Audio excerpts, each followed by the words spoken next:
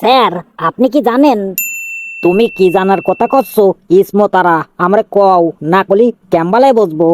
আমি করছি, আপনি শোনেন। নারী মাত্রই রহস্যময়ী, কারণ পুরুষ যখন তাকে অনুসরণ করে সে ছুটে পালায়, আর পুরুষ যখন পালাতে চায় সে পিছু নেয়। আচ্ছা, আমি জানতাম না। তারপর? স্ত্রী যখন নিচু গলায় কথা বলে বুঝতে হবে সে কিছু চাইছে, কিন্তু সে গলায় যখন বাজ খাই হয়ে ওঠে বুঝতে হবে সে তা পায়নি। হুম, ইসমতারা তুমি মূল্যবান কথা বলেছো। তারপরে স্যার আরো শোনেন, যে অনেক মেয়ের সঙ্গে প্রেম করে কিন্তু কাউকে উপহার দেয় না সে সফল পুরুষ, আর যে সবার উপহার পায় কিন্তু কারো সঙ্গে প্রেম করে না সে সফল নারী। তাই ইসমতারা আমার জ্ঞানী ছাত্রী, তুমি আমার এত কথা করছো কিসের জন্যে? আপনারা স্যার আমি খোলাখুলি ভাবে কিছু বলবো না, তবে আরেকটা প্রবাদ করছি, আপনি বুঝে নেন।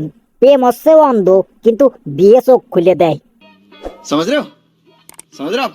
এর মানে কি তুমি আমারে পছন্দ করো? আমি কি তোমার বাড়িতে বিয়ের প্রস্তাব পাঠাবো?